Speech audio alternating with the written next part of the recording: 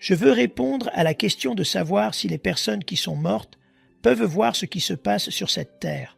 En d'autres termes, peuvent-elles nous voir? Savent-elles ce qui se passe ici-bas?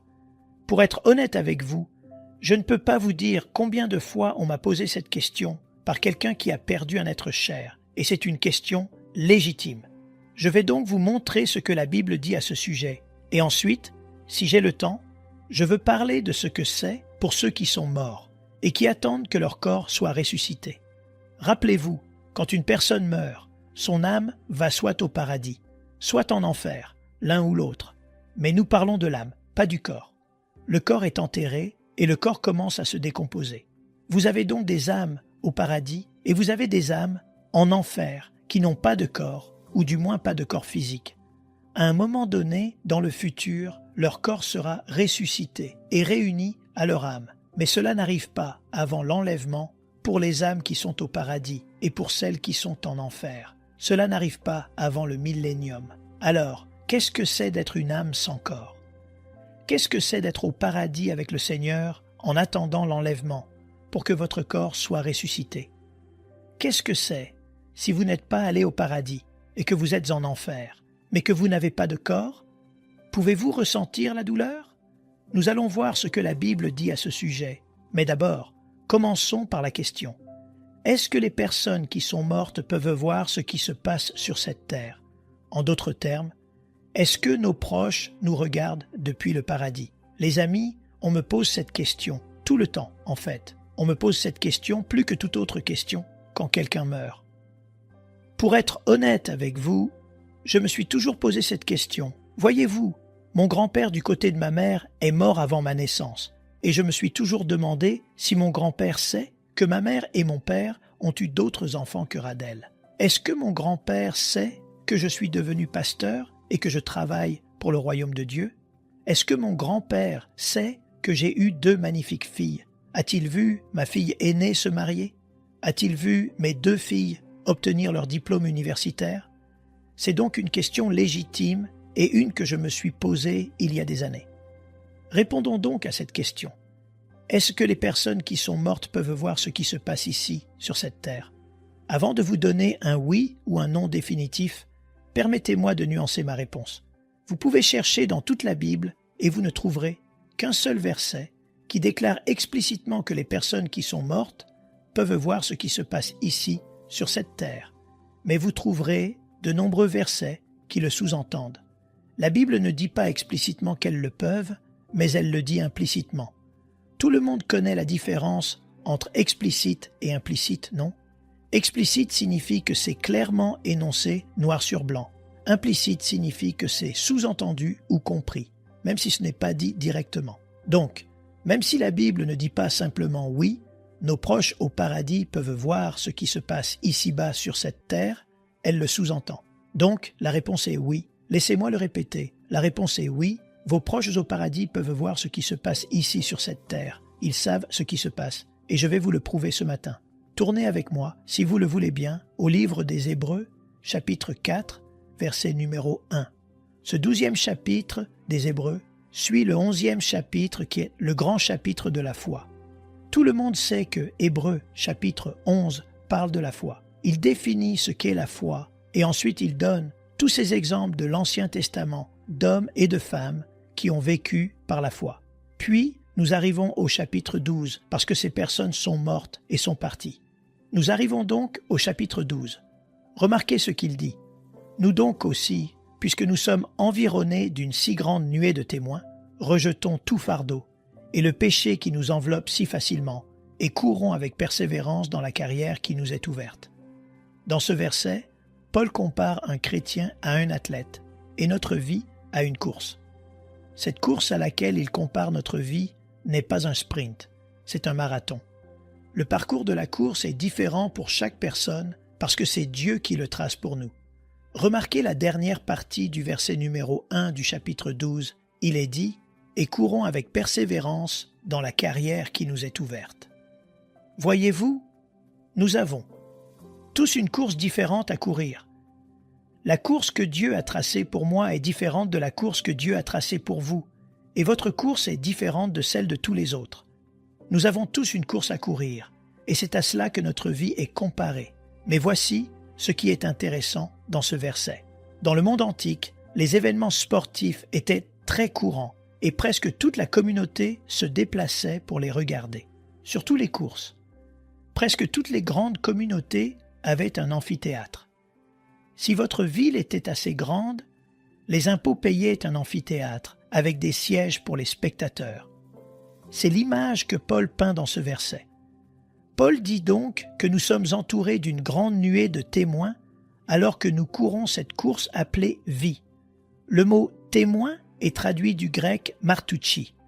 C'est cette personne qui va au tribunal, lève la main droite, jure sur la Bible de dire la vérité, toute la vérité, rien que la vérité, que Dieu lui soit en aide, puis s'assoit et raconte à tout le monde ce qu'elle a vu. C'est un témoin.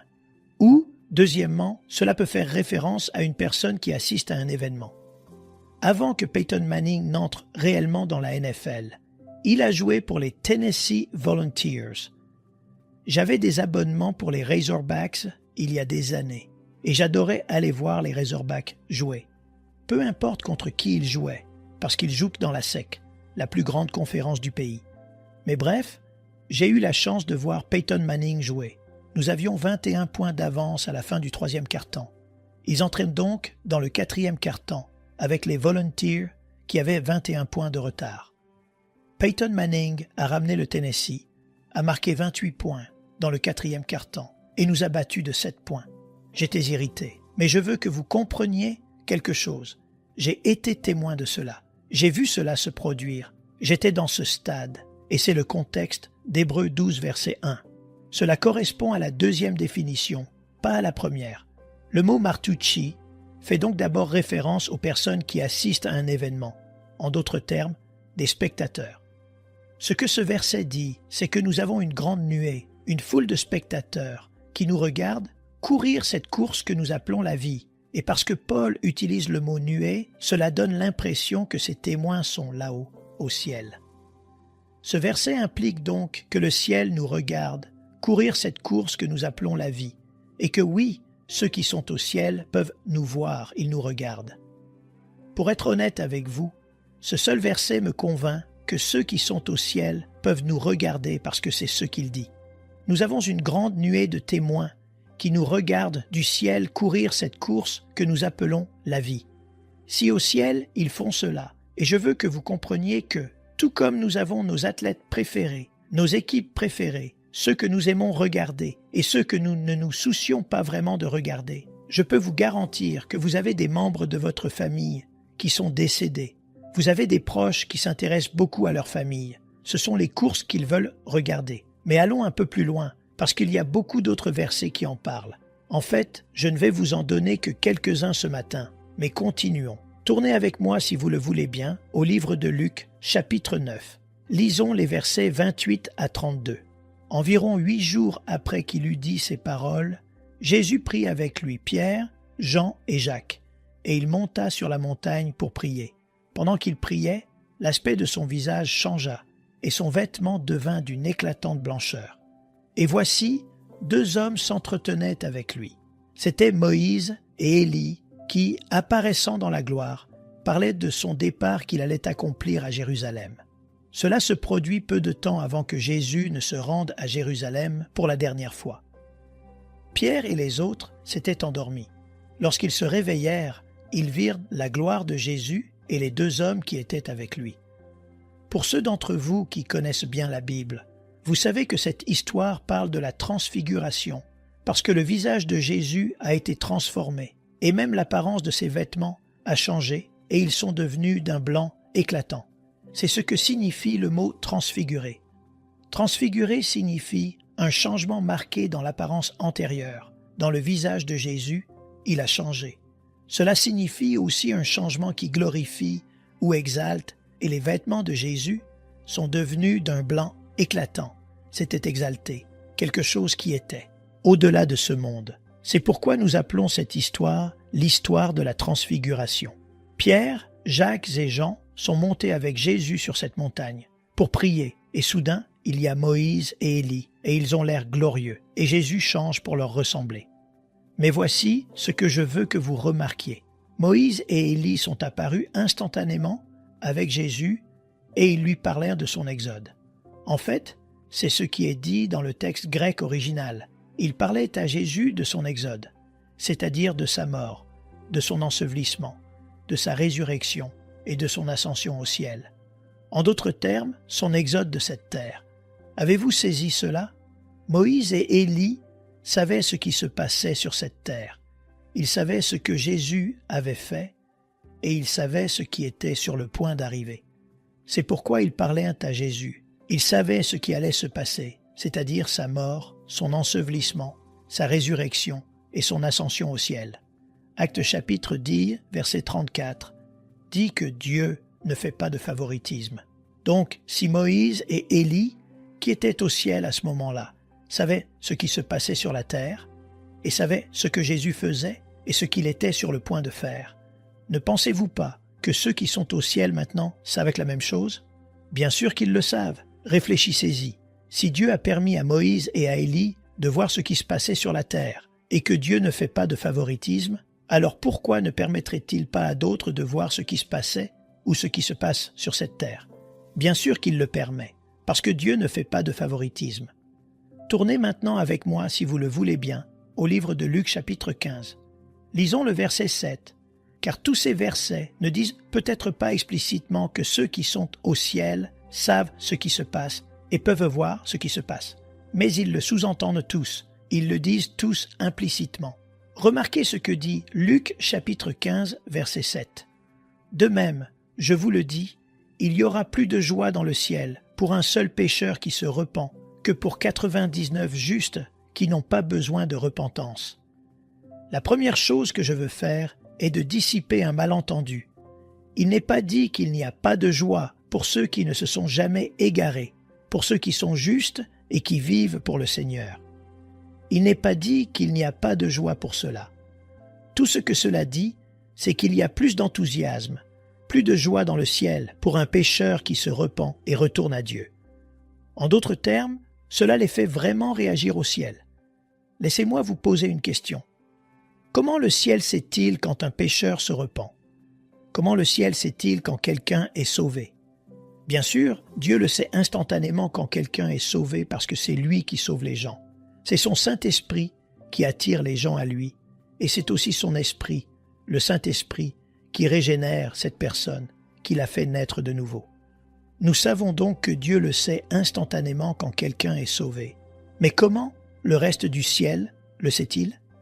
Y a-t-il un tableau d'affichage?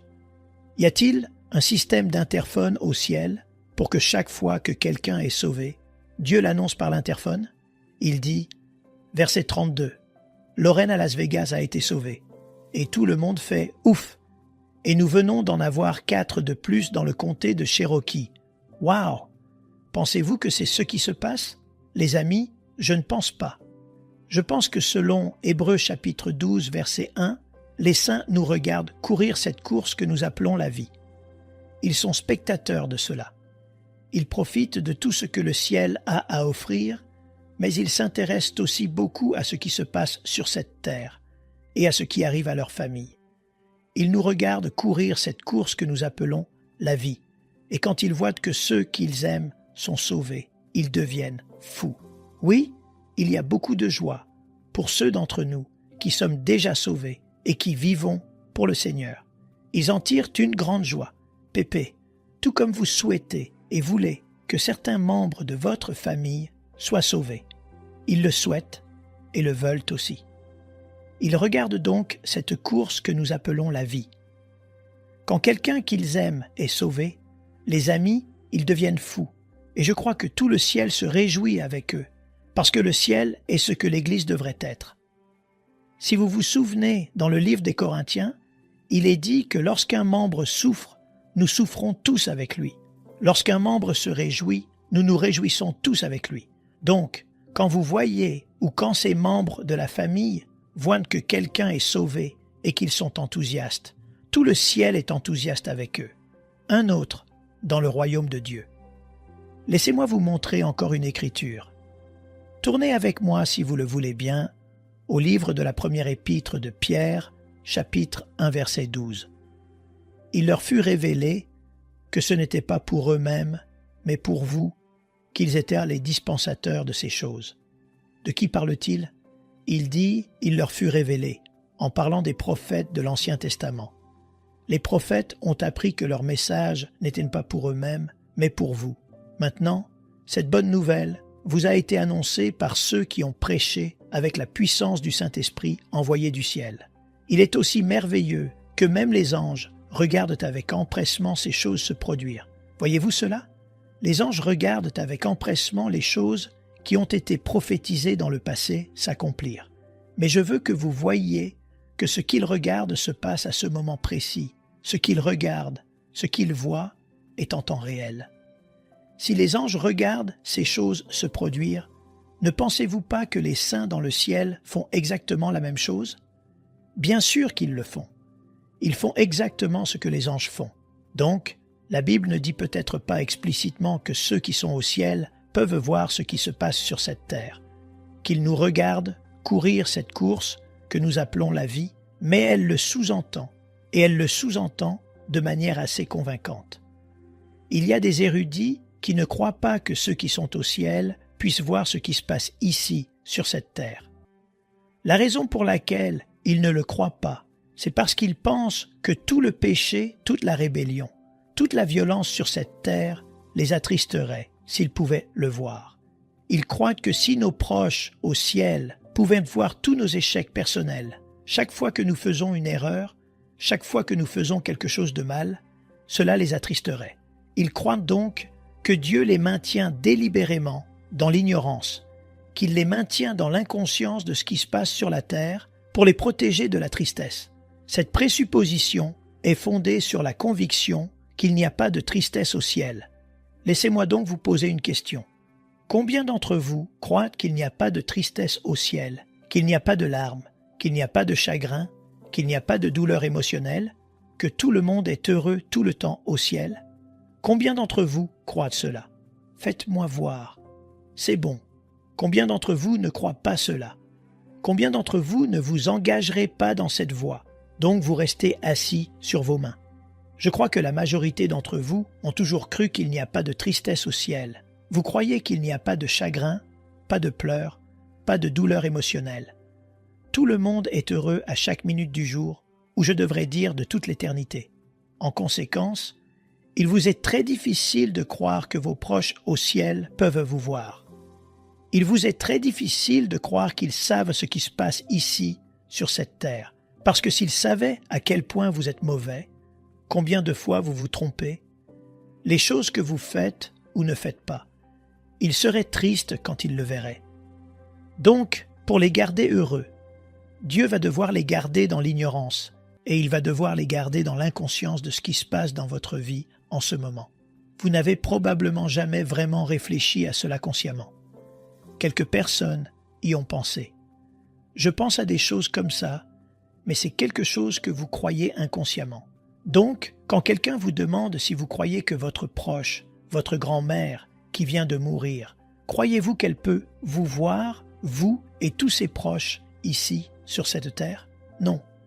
Je ne pense pas cela parce que si elle voyait ce qui arrive à l'oncle Timmy, oh, elle serait triste si elle savait ce que son petit-fils ou son arrière-petit-fils faisait. La drogue, c'est tellement mauvais, horrible. Elle ne pourrait pas être heureuse au ciel.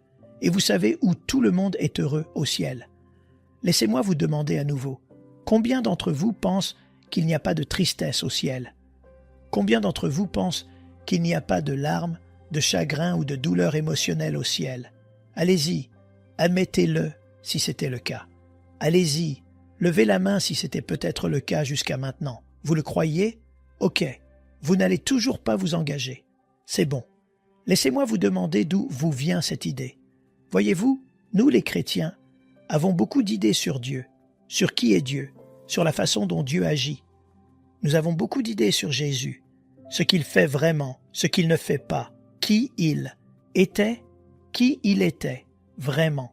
Nous avons toutes ces idées différentes sur qui va aller au ciel, qui ne va pas aller au ciel. Mais voici ce qui est intéressant. La majorité d'entre nous n'ont aucune écriture sur laquelle fonder ce que nous croyons. Voyez-vous, Quand je suis devenu chrétien, puis que j'ai répondu à l'appel de devenir prédicateur et que j'ai commencé à prêcher, je croyais que les chrétiens qui étaient chrétiens depuis 30 et 40 ans savaient exactement ce qu'ils croyaient et qu'ils avaient des Écritures pour le soutenir. Puis, après avoir prêché pendant environ 25 ans, j'ai réalisé que c'était un tas de conneries. La plupart des chrétiens ne savent pas ce qu'ils croient. Ils ne savent pas pourquoi ils le croient. Ils le croient, tout simplement. Ils ramassent leur propre théologie dans cette course que nous appelons la vie. Mais d'où nous vient cette idée? Parce que je pense que la majorité des chrétiens ont cette idée qu'il n'y a pas de tristesse au ciel, que tout le monde est heureux tout le temps, qu'il n'y a pas de chagrin, qu'il n'y a pas de douleur émotionnelle, qu'il n'y a pas de larmes au ciel. Eh bien, d'où nous vient cette idée? Eh bien, nous avons eu cette idée du livre de l'Apocalypse, chapitre 21, verset 4. Allez-y, tournez-y si vous ne voyez pas d'inconvénient. Je veux lire ce verset. Il essuiera toute larme de leurs yeux, et la mort ne sera plus. Et il n'y aura plus ni deuil, ni cri, ni douleur, car les premières choses ont disparu. Nous prenons cette écriture et nous l'appliquons à maintenant. Nous prenons cette écriture et nous disons, quand quelqu'un meurt et qu'il va au ciel, je veux que vous réalisiez que Dieu essuie chaque larme. Il n'y a plus de mort, de chagrin, de pleurs ou de douleur. Toutes ces choses ont disparu pour toujours. Tout le monde est heureux au ciel. Je veux dire, je le croyais encore. Mais quand cela arrive-t-il?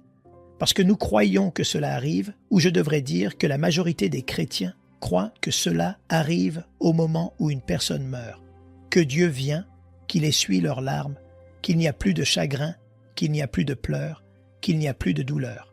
Mais revenons en arrière et lisons ce verset dans son contexte pour déterminer quand Dieu va faire cela, quand Dieu va essuyer chaque larme, quand il n'y aura plus de mort, quand il n'y aura plus de chagrin, de pleurs ou de douleur. Quand cela arrive-t-il?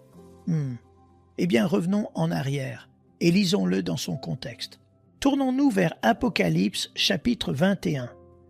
Cette fois, nous allons lire les versets 1 à 4 pour que nous puissions voir le contexte du verset 4.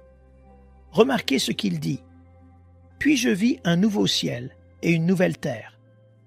Car le premier ciel et la première terre avaient disparu, et la mer n'était plus.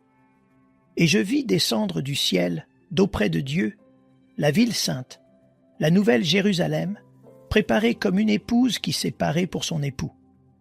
Pas ce vieux ciel et cette vieille terre, un nouveau ciel et une nouvelle terre, car le vieux ciel, le ciel que nous connaissons, les cieux et cette vieille terre avaient disparu, et la mer n'était plus non plus. Et je vis la ville sainte, la nouvelle Jérusalem, descendre du ciel d'auprès de Dieu. Cette ville sainte est en fait le ciel, elle s'appelle Jérusalem. Elle va réellement descendre du nouveau ciel pour se poser sur la nouvelle terre. Littéralement, le ciel va descendre sur la terre. Et je vis la ville sainte, la nouvelle Jérusalem, descendre du ciel d'auprès de Dieu, comme une épouse qui s'est parée pour son époux. Et j'entendis du trône une voix forte qui disait « Voici le tabernacle de Dieu avec les hommes. Il habitera avec eux, et ils seront son peuple, et Dieu lui-même sera avec eux. On pourra entrer en présence de Dieu. Il essuiera toute larme de leurs yeux, et la mort ne sera plus. Et il n'y aura plus ni deuil, ni cri, ni douleur, car les premières choses ont disparu. » Maintenant, chers amis, quand cela se produit-il? Cela se produit après que l'ancien ciel et l'ancienne terre aient disparu, et que Dieu vive parmi nous sur cette nouvelle terre. Quand cela arrivera, Dieu essuiera toute larme, et il n'y aura plus de mort, il n'y aura plus de chagrin, il n'y aura plus de pleurs, il n'y aura plus de douleur. Mais écoutez-moi, pour pouvoir essuyer les larmes, il faut d'abord qu'il y ait des larmes, ce qui signifie qu'avant ce moment, il y a des larmes. Ne vous méprenez pas, je crois que le ciel est l'endroit le plus beau que nous puissions imaginer. Et je crois que c'est un lieu de grande joie et un lieu de grand réconfort. Je crois que c'est comme la maison. Et pour être honnête, si nous savions à quel point c'est merveilleux, nous ne voudrions probablement pas vivre sur cette terre du tout. Ramenez-moi à la maison maintenant, Dieu. Je crois que le ciel est comme ça, mais je ne crois pas que le ciel soit un lieu d'ignorance où tout le monde n'est pas conscient de ce qui se passe sur la terre.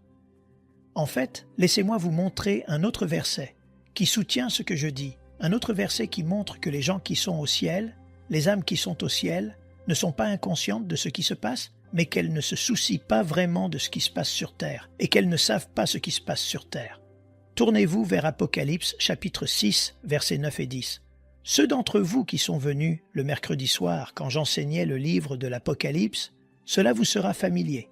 Ceux d'entre vous qui ne sont pas venus, je vais essayer de vous donner un petit résumé de l'endroit où nous en sommes dans le livre de l'Apocalypse. Mais voici, c'est le chapitre 6, versets 9 et 10. Quand l'agneau ouvrit le 5e sceau. Cela se passe pendant la tribulation. Si vous vous souvenez, l'apôtre Jean a cette révélation de Jésus-Christ. Ce n'est pas le livre des révélations au pluriel, c'est le livre de la révélation au singulier. C'est une révélation, puis le dévoilement de ce qui va se passer à la fin des temps. Bien sûr, au chapitre 4, Jean est amené au ciel, et depuis le ciel, il voit toutes ces choses, et il voit notre Seigneur Jésus-Christ venir, parce qu'il est le seul digne de prendre ce rouleau. Et ce rouleau est l'acte de propriété de la terre. Et sur ce rouleau, il y a 7 sceaux. Quand il défait ou desserre les 7 sceaux, le 7e sceau donne lieu à 7 trompettes. La 7e trompette donnera lieu à 7 coupes, et ce sont des choses horribles qui s'abattent sur la terre. Nous devons comprendre cela. Mais revenons au sceau. Jésus-Christ prend le titre de propriété de la terre, et il desserre le premier sceau, et le premier sceau est ce cavalier, sur un cheval qui sort. Il monte un cheval blanc. Le blanc symbolise bien sûr la paix. Donc ce que cela nous dit, c'est que cette personne qui va pouvoir apporter la paix au monde va venir. Et si vous étiez là dans l'Apocalypse, c'est l'Antéchrist. Il vient comme un messager de paix au début, et ensuite quand il ouvre le 2e sceau, il y a un cavalier sur un cheval rouge.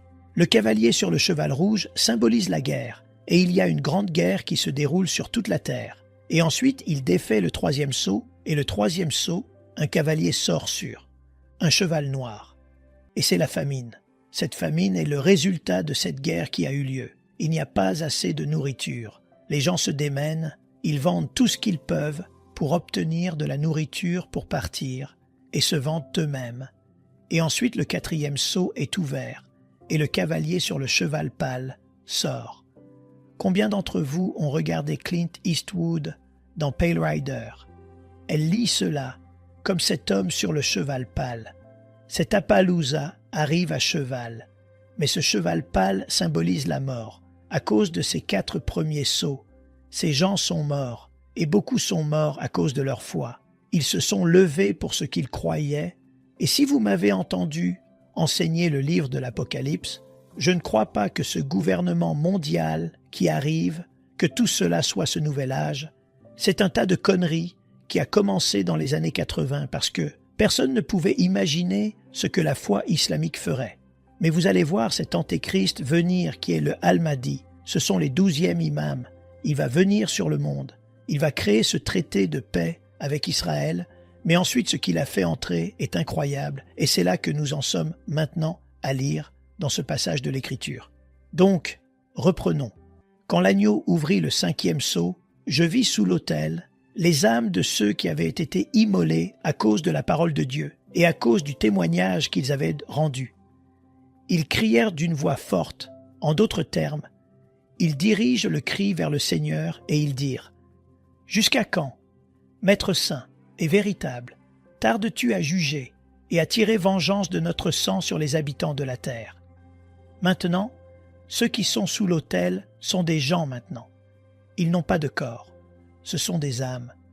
Mais ce sont des âmes au ciel qui ont été martyrisées pour leur foi. Cela s'est produit pendant la première partie de la tribulation.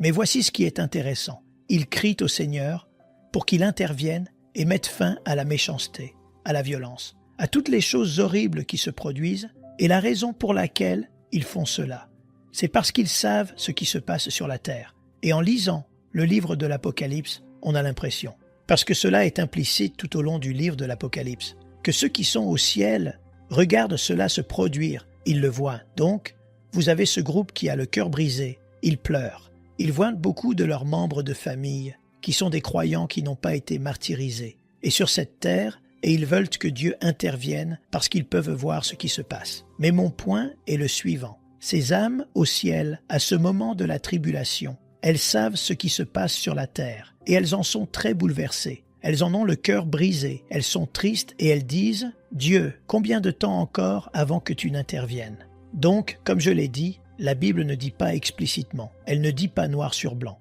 Oui, vos proches peuvent voir votre vie depuis le ciel. Ils peuvent voir tout ce qui se passe. Elle ne le dit pas explicitement, mais elle le sous-entend. Et pour être honnête avec vous, la preuve est trop forte pour être niée. Je n'ai pas le temps de passer à la deuxième question. Alors laissez-moi juste continuer sur cette ligne de pensée pendant une seconde.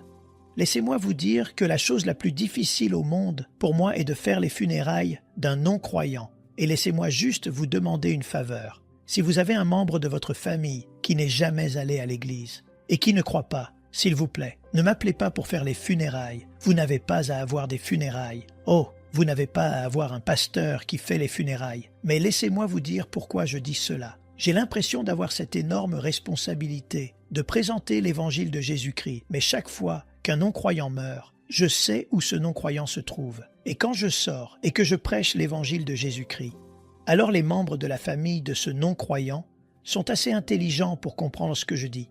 Ils sont assez intelligents pour savoir que sans Jésus, vous n'irez pas au ciel, à moins que Jésus ne soit votre Seigneur et Sauveur personnel. Vous ne serez pas avec le Seigneur quand vous mourrez. Et ils sont assez intelligents pour savoir que grand-mère n'a pas fait ça. Elle a peut-être été une bonne personne.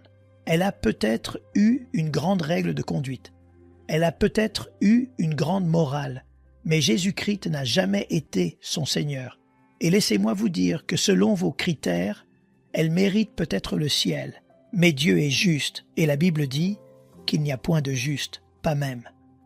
Un seul, et que seuls ceux qui mettent leur confiance en Jésus-Christ seront sauvés. Parce que notre confiance n'est pas en notre propre justice. Notre confiance est en la justice de Jésus, qu'il a payé pour nos péchés, et que Dieu l'a ressuscité des morts parce qu'il était et est vraiment juste. Mais voici ce qui se passe. Vous me demandez de faire ce service funèbre, et je viens et j'essaye d'avoir des histoires de famille, et tout le monde n'est jamais allé à l'église, n'a jamais accepté Jésus-Christ comme Seigneur et Sauveur. Donc j'ai le choix ici. Est-ce que je dis la vérité et que j'éloigne encore plus les gens de Jésus parce qu'ils sont fous que grand-mère ne soit pas au paradis? Ou est-ce que je ne prêche pas l'Évangile? Et c'est ce que je fais normalement. Pour être honnête avec vous, je fais quelques petites choses génériques sur Dieu et qu'il a préparé une place pour nous. Mais je reste éloigné de ce qui nous y amène, parce que je ne veux pas offenser les membres de la famille et qu'ils ne recevront jamais Jésus-Christ, parce qu'ils ne peuvent pas supporter les pasteurs et qu'ils ne veulent pas entendre que grand-mère n'est pas au ciel. Mais laissez-moi vous dire ce que nous allons découvrir la semaine prochaine. Grand-mère qui n'est pas au ciel maintenant. Ceux qui sont en enfer ne peuvent pas voir ce qui se passe sur la terre. La Bible ne le sous-entend jamais. Mais laissez-moi vous dire qu'ils savent qu'ils ont laissé de la famille derrière eux et qu'ils se souviennent de toutes leurs expériences sur cette terre. Et maintenant, elle prie pour que quelqu'un le dise aux membres de sa famille afin qu'ils n'aient pas à aller au même endroit qu'elle. Mais laissez-moi vous dire que c'est très difficile en tant que pasteur de prêcher les funérailles d'un non-croyant. Maintenant, d'un autre côté, c'est très facile pour moi de prêcher les funérailles de quelqu'un qui est un croyant. Beaucoup d'entre vous sont allés aux funérailles de Steve Connors. C'était l'une des funérailles les plus faciles que j'ai jamais eues à officier. Et je suis juste sorti, et j'ai dit la vérité, et j'ai dit que c'est ce que Stephen veut que vous sachiez. Et ensuite, j'ai pu présenter l'Évangile à tout le monde, et leur dire ce dont ils avaient besoin pour être sauvés. Cela n'a offensé personne, parce que c'est ce en quoi Jésus croyait. Et même les non-croyants ne disent pas « Ouais, c'est ce dont Jésus, c'est ce dont Steve parlait tout le temps, Jésus. » Maintenant, laissez-moi soulever quelque chose d'autre. Je trouve que beaucoup d'entre vous qui avez été élevés dans des foyers où vos parents étaient chrétiens ont beaucoup de mal à accepter l'évangile de Jésus-Christ. Et la raison en est que si vous acceptez Jésus-Christ comme votre Seigneur et Sauveur, vous dites que personne n'est assez bon pour aller au ciel par ses propres moyens, qu'ils ont besoin de Jésus. Mais vous devez aussi comprendre et reconnaître que peut-être vos parents ou vos grands-parents ne sont pas des croyants et parfois c'est difficile à faire. Grand-mère est une bonne personne, ils vont aller au ciel. Personne n'est assez bon pour aller au ciel, personne n'est assez bon pour y arriver. Si vous arrivez au ciel, c'est parce que vous avez mis votre confiance dans le seul qui était juste, c'est-à-dire Jésus-Christ. Et je sais que pour certaines personnes, elles réagissent positivement au défi. Personne dans ma famille n'est sauvé. Je sais que Jésus est le seul chemin. Alors elles acceptent Jésus-Christ et elles prennent cela comme un défi pour gagner leur famille à Jésus. Mais ensuite, vous avez l'autre type de personnalité et elles disent « Vous savez, si je deviens chrétien, je dois admettre que tous les membres de ma famille sont perdus et vont en enfer. Et je ne veux pas admettre cela. Alors vous vous damnez en enfer. » Laissez-moi vous dire que la seule position sage est d'accepter Jésus-Christ comme votre Seigneur et Sauveur, parce que vous savez qu'il est le seul chemin vers le ciel. Amen. Nous aimerions vous donner l'opportunité de faire de Jésus le Seigneur de votre vie. Voulez-vous bien prier avec moi? Dites Seigneur Jésus, je me repens de mes péchés. Viens dans mon cœur. Je fais de toi mon Seigneur et Sauveur. Et merci Seigneur pour le baptême du Saint-Esprit en moi. Dans le nom de Jésus. Par cette simple prière, nous croyons que le Saint-Esprit vous conduit sur le chemin de la nouvelle naissance. Allez dans une bonne église dont le fondement est la parole de Dieu, passez par les eaux du baptême et donnez à Dieu la première place. Nous espérons de tout cœur que ce message vous encouragera. Si vous connaissez quelqu'un qui puisse être encouragé, s'il vous plaît, envoyez-le lui pour nous aider à atteindre plus de gens et à propager l'Évangile. Édifions le corps de Christ ensemble. Appuyez sur la cloche des notifications et merci infiniment de nous soutenir en vous abonnant à notre chaîne. N'hésitez pas à laisser vos requêtes de prière dans la section des commentaires. Sachez que même si vous ne voyez pas de réponse à votre requête, que ce soit sur YouTube, email, Facebook ou sur Messenger, nous avons prié pour vous. Nous invitons humblement le corps de Christ à soutenir chaque requête en écrivant une prière dans la section commentaires. Tenez-vous ferme dans la foi avec nous pendant que nous prions. Que la grâce et la paix du Seigneur Jésus-Christ soient avec vous tous et qu'il vous bénisse merveilleusement.